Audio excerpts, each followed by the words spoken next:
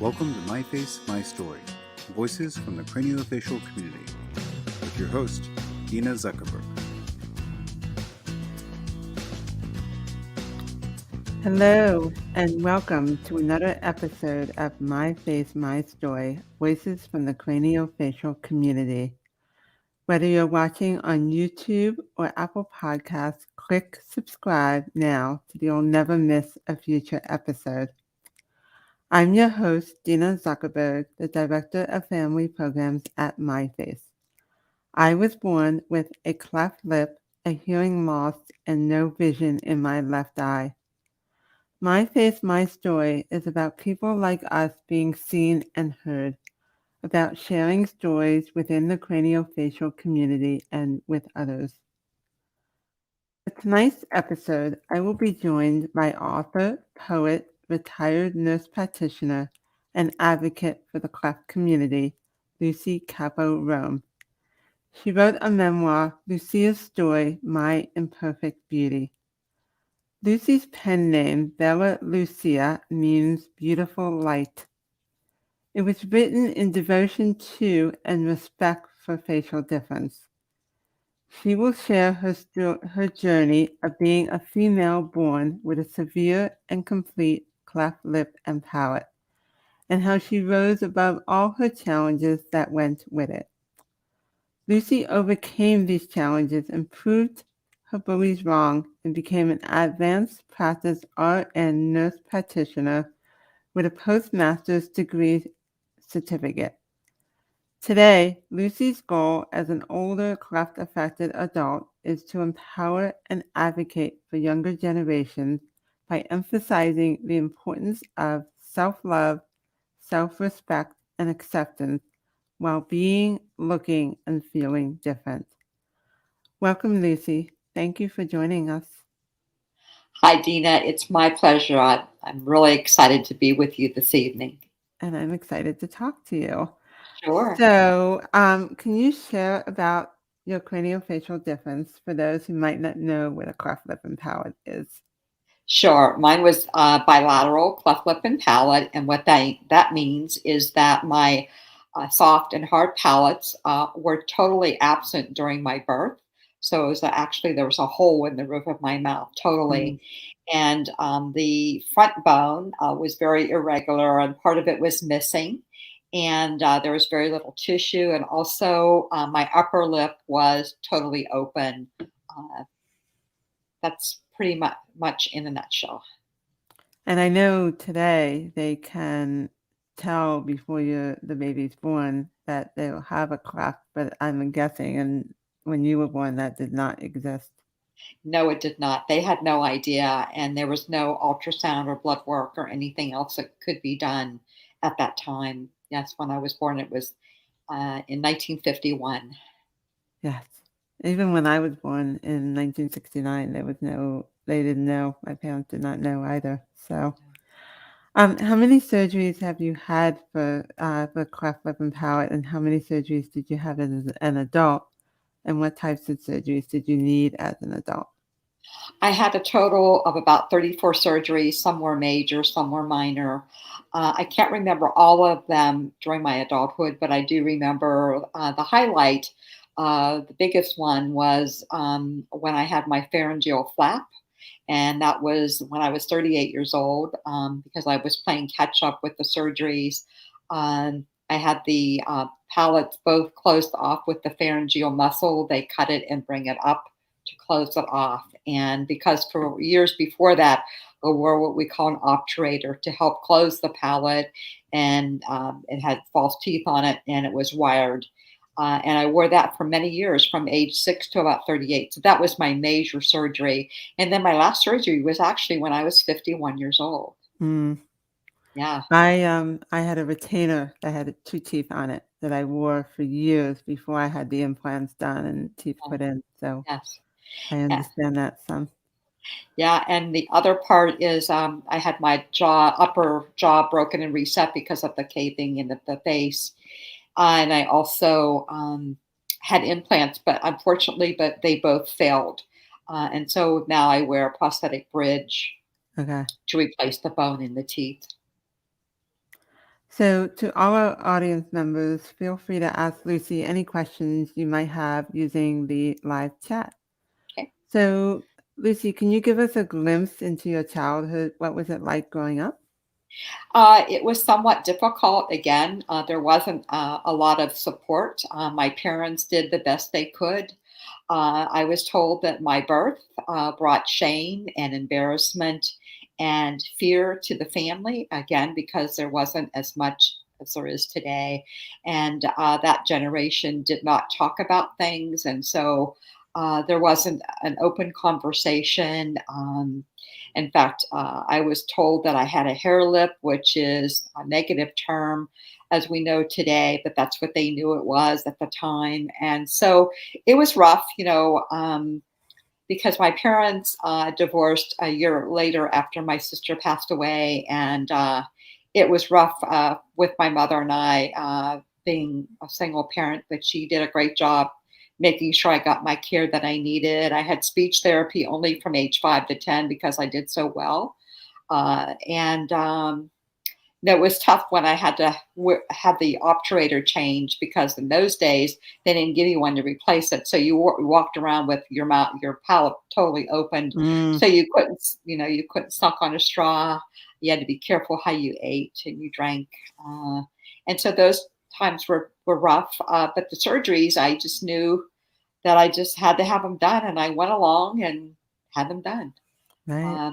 But it was tough. It was really not easy, especially with the bullying, as we talked about before. So, what would you say was more difficult for you, the surgeries or the bullying and being excluded? I would say the bullying and being excluded, and that was even with my own family. There were some family members that would ignore me and treat me not very nicely. And the bullying was mainly, of course, with other kids around my own age, and even with adults who worked with my mother. They treated me like I did not have enough intelligence, and of course, that was not true. Right, I know. Yeah. So how did the let me ask you, have you been able to forgive the people who bullied you, and what led you to be able to forgive them? I have forgiven them, and the reason is that, and it took me a while to learn that the bully, that person has their own issues that causes them to want to bully you, and so they need to work on their own issues, and so that forgive them, and then reaching out to them and educating them and telling them about you, and then sharing with them where you're coming from, and hopefully they can open up to you. I Is what think I've it's ran into. Yeah. Yeah, I think it's really important, and it's taken me, I have to say, for myself, a lot of years to forgive and move on. But I think it's important, I somehow think, to move on with your own life. So You how do you think the bullying and exclusion have affected you? How has it shaped who you are today? Well, I know in the beginning, I would isolate myself from people because I had a fear Mm, of people that they were gonna hurt me again and again. yeah, right? And even as an adult, when I was 38, let's see now, probably around 38 or 40, I was in traffic and a school bus was in front of me. And these boys were at the back door and the window, was all exposed. It was closed, but they could see me. And they were actually making fun of me at a red Wow. light. And so I thought, okay, well, nothing I can do about this. When the light turned green, I turned and and drove away. But it has taught me to be a stronger person, and again to realize because there's still bullying with adults, and they can Yeah, bully you in different ways. And so it's remembering who you are and where you've come from and how important you are, but also looking at them in a different way, and hopefully reducing the anger and the wanting to isolate yourself because again mm. look at it as their issue. It's a lifelong lesson. It's great advice, and it's so true because it's something I still think about and try to do because it seeps back into your life. One little moment can just set Sure. that off. Yeah. Sure. it opens up those old wounds. They're always, Exactly. unfortunately, they're going to always be with us, but just trying to do your best and remember who you are and where you came from and what you're doing in your life to make it what it is today. Right. So you mentioned briefly that you lost a sister. You had a sister who had, so I know she had a cleft like you, who unfortunately passed away at a young age. Can you share about how that has impacted you and did Sure. impact you? Sure. She was 4. I was 4 years old, and she was 3. Again, she had the bilateral cleft lip and palate, and she was a breech birth. So in those days, she came out feet first, and they would use instruments, which resulted in cerebral palsy. So she was a very frail child who walked with special braces, and she and I were buds. We would always take a bath together, every day. And my mother would dress us in the same dresses, and Uh-huh. so she was my friend. And I miss her very much, and I think about her often.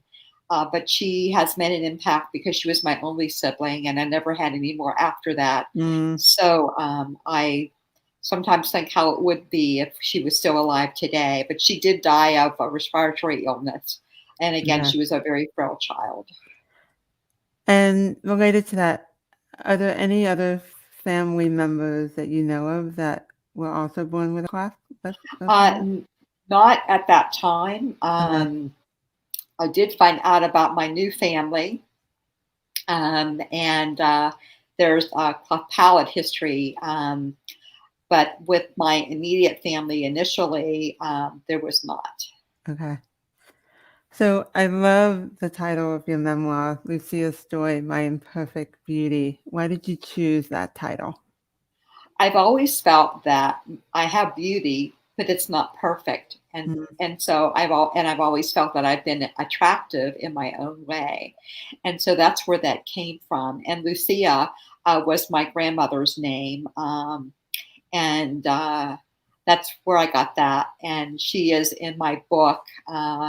And so I call myself Lucia because I really like that name and what it means, the light.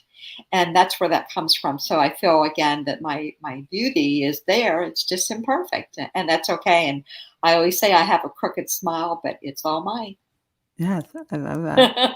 And is there really such thing as perfect beauty? I'm not even No, sure there is. Yeah, no, not unless they touch it up exactly. Exactly. in a photo or a movie, whatever. Exactly. I love that. So I know you love to write poetry and have written lots of poetry. Would you share your poem you wrote about facial scars? I would love to. I have it Thank right you. here. I will be reading it. Okay. In fact, I wrote it a while back when I was in my healing mode. So this is called Facial Scars. And it says, it's not easy being a woman with facial scars that are not only on the periphery, scars that are deep within my soul, scars that make me strong. I know that these scars are all mine, scars of stamina. They have given me tenacity to face my challenges. These scars have contributed to my uniqueness.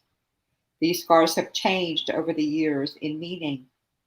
They are my ticket to an interesting lifestyle. I no longer want to hide in the shadows, but hold my head up high. My scars are special beauty, beauty that can't be matched. An attractive woman with unique beauty, tenacious in every way. A woman who carries a positive attitude and is thankful for her scars, the scars that make her a special individual. Love that.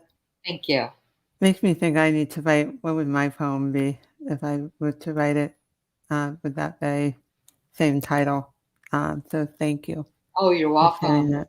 Sure. So I know you have been a big advocate for the Ensuring Lasting Smiles Act, ELSA. Can you share or talk a bit about your own struggles with insurance coverage if you've had it?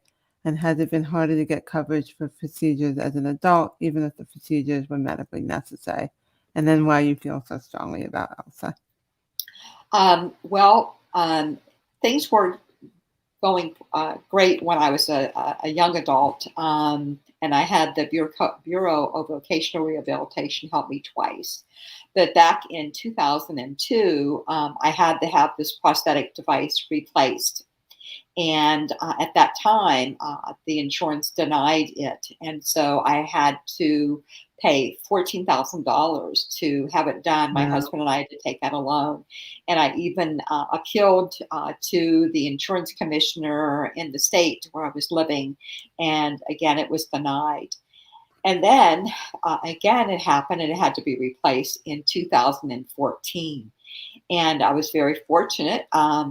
Same scenario, the insurance denied it. And I wrote to the insurance company and I wrote to representatives both in Congress and in the Senate in the state of California. And luckily, my prosthodontist went to bat for me and he wrote a letter to their dental representative, both the dental and the major medical, and said, this gal, she works in the public as a nurse practitioner. She has to have this done. She can't walk around with a hole in her mouth and she can't Right. speak to her clients as well. So he appealed. And at that time, the bill was $27,000. And luckily, the insurance came through. So I feel very blessed. So I didn't have to take out a loan that time. So that's Right. why I support ELSA, because the issue is across our country, every state is different. Right. Some will cover more than others, so it's inconsistent. And so if we get ELSA passed, which we want to get done by January 3rd of 23, and if it doesn't get passed through the Senate, then we're going to have to start all over again because it's already been passed in Congress, but now we're working on the Senate. In fact, we're going to be going to the Hill again on October 19th, and I'll be talking more about that to others here very shortly with communication. So that's why I want to get it done. So when I need my next one, hopefully I'll have the same assistance that I had then. So I'm We very need to get happy this about passed. that. Yes, Right. it's We need to very get this important. passed. Yes, for all of And us. yes, And the parents of the children, my heart goes out to them. they spend so much time, right, fighting the insurance companies. It's almost Yes. like a full-time job. Yes, it is. And if people want to support, where can they go? I know they can go to the MyFace website, and I believe and It's the National Foundation of Ectodermal Dysplasia. right. They actually have a Facebook page, and you can also go on their website because that's the organization that ELSA initially started with. Right. Because cleft lip and palate can be associated with ectodermal dysplasia. Exactly. So, how has treatment, in your opinion, of cleft lip and palate changed in your lifetime, and what is easier for patients and families today than it was for you and your family? Well, now they have all the lab work. They have, to find out the fluids. They can also do the ultrasounds. There's so much more, and to make decisions for the parents and knowing what to expect. There's more education for families, but it still needs to go further. My soapbox is the education that you and I have talked about in the schools, not only with the children, but the children, the bullies and their parents, and the Right. teachers and school nurses and the staff, and even into the community. You would be surprised how many adults do not know what cleft lip and palate is and what it entails, all the issues that we have to experience to get to a place where we feel better about ourselves and have great self-esteem. That takes lots of time and work. Yeah, two things. I think one, we need to educate kids when they're little, so Mhm. that they know. So when they see someone with a difference, it's okay. That's no big deal. Because I think a lot of it comes from fear, right? Of the unknown. They haven't seen it before, and once I hope, hopefully, when you introduce them to it, you explain what it is. It's like, oh, that's what that is. So, and then I also think you need to educate the adults sometimes more than the kids, sometimes, because I think the kids, I was just talking to somebody today, they model what they what they see from their parents at home. So, Yes. and they bring that with them. Yeah, they take that with them when they go into school. So I think Yes. educating adults is really important too. Yes. There's a lot of work to be done on this. Yes, there is. Yes, there Yeah. is. And we're doing it. It's just Exactly. just takes time, but little by little, step by step. Yes. And there's a lot of advocates in the community Oh, doing it. yes. So I think it's really good. Much more, I think, than when you and I were growing up. So, Yes. and I Yes. do think with social media and the internet and all of that, it's also changed. I mean, that didn't exist, even cell phones, that didn't exist when we were growing up. So, Yes. so I think it's a different world today. And it has, I should say, it has its pluses and negatives because now you have social media, you have bullying that can happen on the social media and the internet as well. So it does have its pluses and minuses. So one of my pet peeves, and you touched on it earlier, is the assumption that people make about someone who looks different.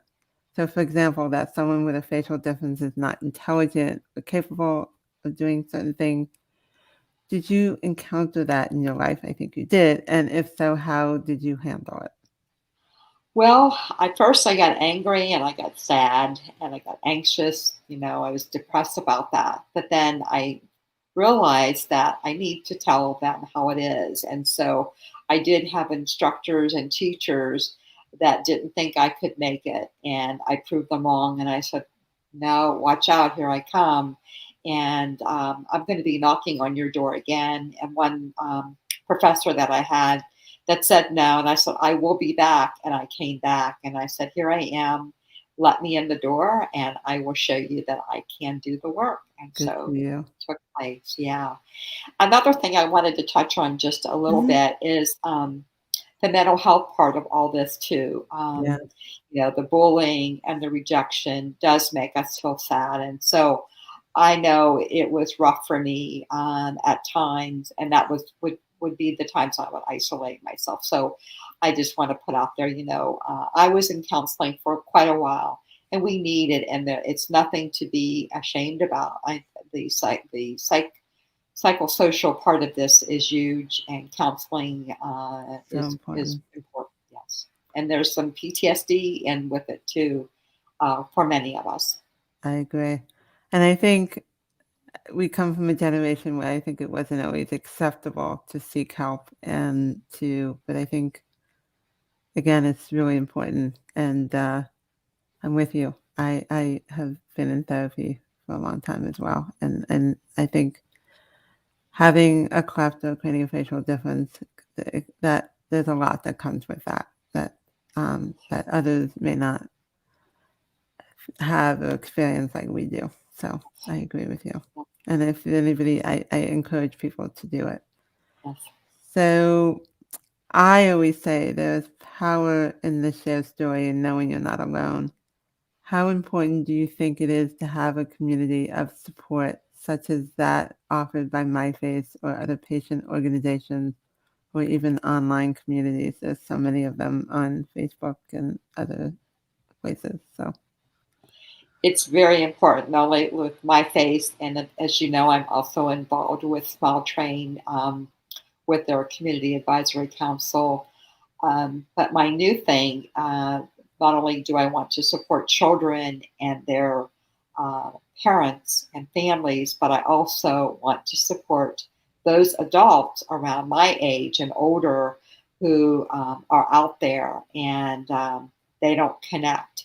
And what I'm finding is, many of my friends and acquaintances, they don't use social media, and they are on the computer, of course, they do searches and, of course, YouTube.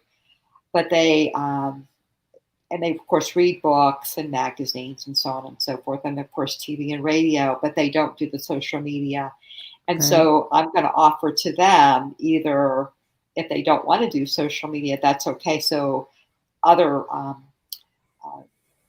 means of communication. One of them is AARP. I want to reach out through that community because there's so many retired individuals who do have cleft lip and palate or some type of facial difference that I want them to be connected in one way or the other. Because again, they may not want to do social media. I don't, we have to find that out more. But just by talking to people, and many of my friends, they do not use social media. Right. Uh, yeah, I spoke to a woman recently who is an older woman with a cleft lip and palate, and she didn't grow up with any of these resources as we didn't either, and she is trying to navigate all of this now in terms of. So I think what you're offering is really important and needed for the older population, certainly. And Yes. and I just wanted to. I was thinking about what you were talking about earlier about how do we combat the whole you're not the whole thinking of people thinking you're not intelligent enough or capable enough. I think it's hard. Like, how do you? I think about how do we combat that, and I think some of it probably comes from education again. But It does. It has to be with education, educating people, and having a conversation with them about.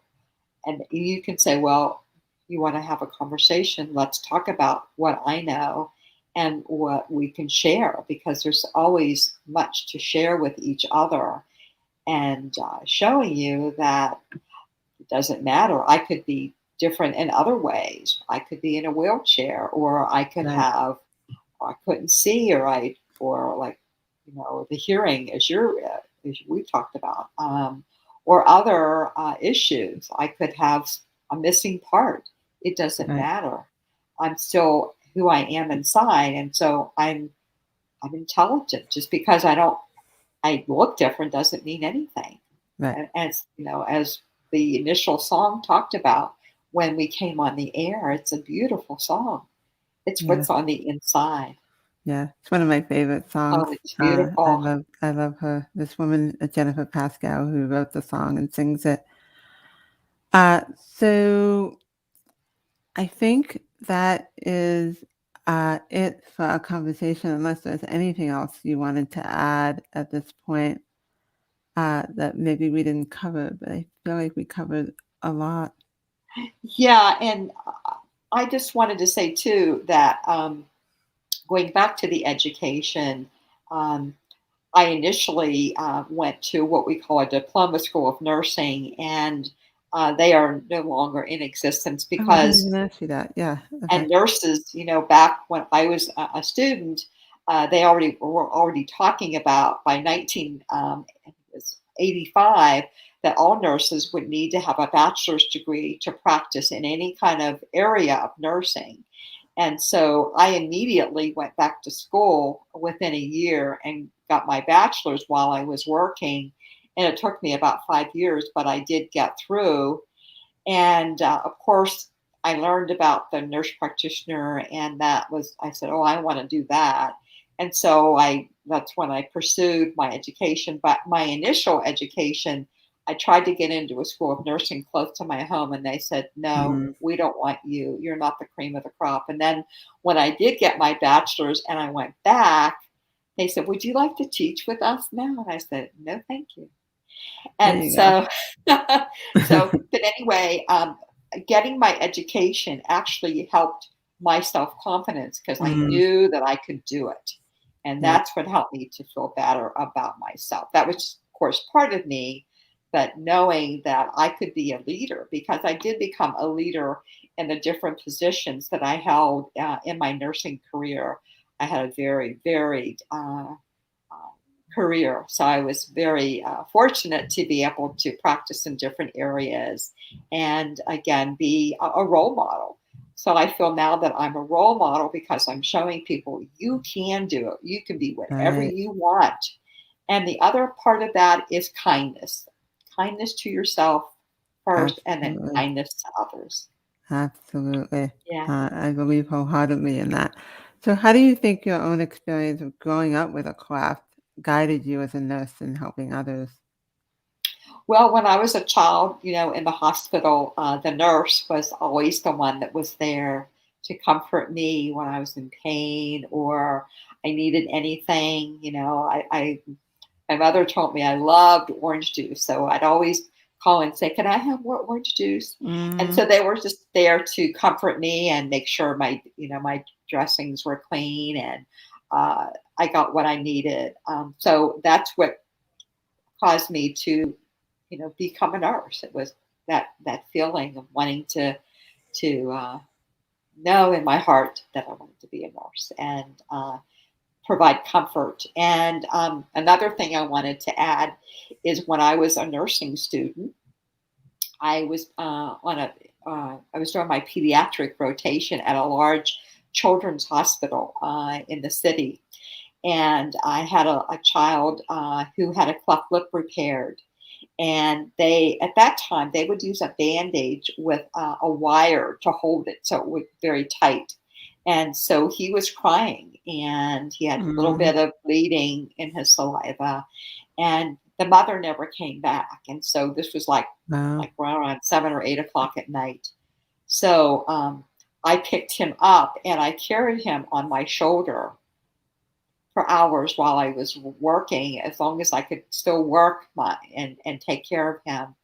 But I'll never forget it because he was crying and I wanted to comfort him.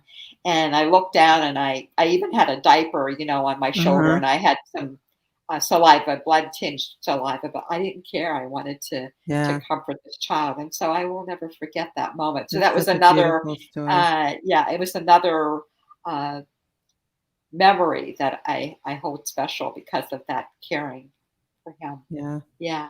such a beautiful story. So we have a question from Lamise. She says, "Did you consider your difference as a disability or just a facial difference? And how did that impact you?" Great question, actually. I never considered myself to have a disability because I was able to get the help I needed as far as the speech therapy and my obturator and my surgeries and all that. So I just felt it definitely, of course, as a facial difference. And so it impacted me in a way that I just kept going. And again, I know I had very bad and dark days, but for some reason, I just kept going. And I had a lot of other people outside of my family that gave me a lot of support. And I had some wonderful doctors that I will never, ever forget.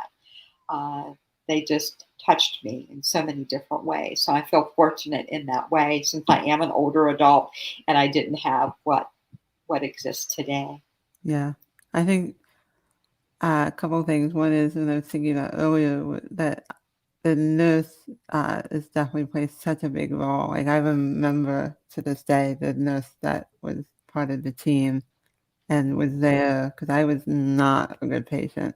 I think my mother probably would attest to that. And so that person was a big part in making things a little easier in my life when I had to have surgeries. So, and then I agree, the doctors and the staff and all those people and my parents. I mean, my parents did the best they could in the circumstances and were amazing. They were such an amazing support for that. So I think that's really important to have. So, and we have one comment, and I guess I'm not sure exactly what it's related to, but she said, "What a heartbreaking," or he, "What a heartbreaking story. I would like to think that something like that would never happen in nursing today." Uh, Yes. so I would think that it would continue to exist. And, as nurses, I was always taught uh, from the early days that if you don't know something, you go look it up and you learn about it. right, So today, it's really easy, even easier than going exactly, to a book. I mean, there's so many things that you can go online, exactly, through different schools. And there's a lot of things, of course, on YouTube, but I would prefer that you go to uh, a professional journal or right, piece of information. right. Um, There's a lot of information on in the internet that's not always yes, the best no, information. it's So not. No, it's better to go to, again, a professional resource. I remember I hurt my foot years ago. I went on the internet. That was a big mistake before I got properly looked at. So yes. So another question, is your memoir available on Audible?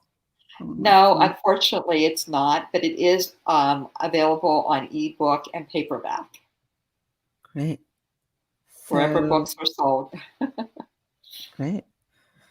So I think that we can wrap up Okay. and really enjoyed the conversation today. And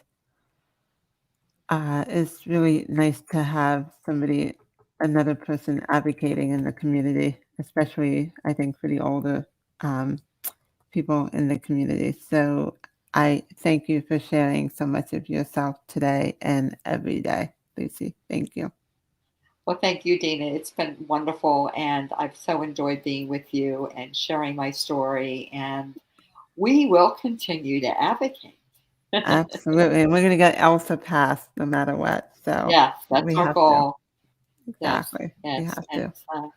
but I admire the work that you do with you, which what you Mm, do is great. Thank you so much. Thank you. Okay. So everyone has a story, and I'm hopeful by sharing stories like yours, we can help create a kinder world. As Lucy said, we need a kinder world. So thank you again. Our community is lucky to have such incredible advocates like yourself, Lucy. So for more than 70 years, My Face has been dedicated to changing the faces and transforming the lives of children and adults with facial differences by providing access to holistic comprehensive care, education, resources, and support that pave the way for better outcomes. To learn more, please visit myface.org. If you would like to learn more about the MyFace support groups so that you can connect with others in the craniofacial community, please visit myface.org/online-groups. If you haven't already, please be sure to subscribe to MyFace's YouTube channel to catch future live broadcasts of My Face, My Story. You can also listen to the audio recording on your favorite podcast app, including Apple Podcasts, Google Podcasts, Spotify, Amazon Music, Audible, and iHeartRadio.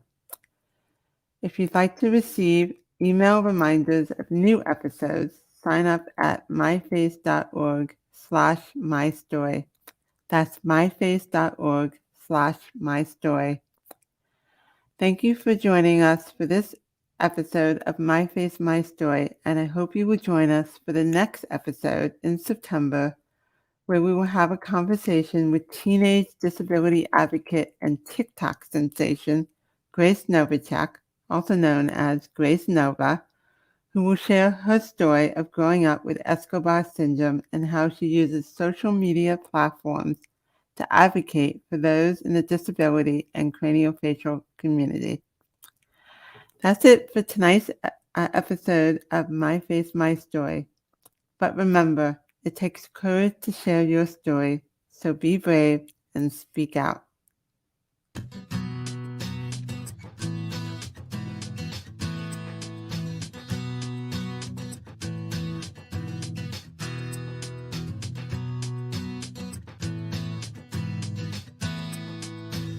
Hi, I'm Stephanie Paul, the Executive Director of MyFace.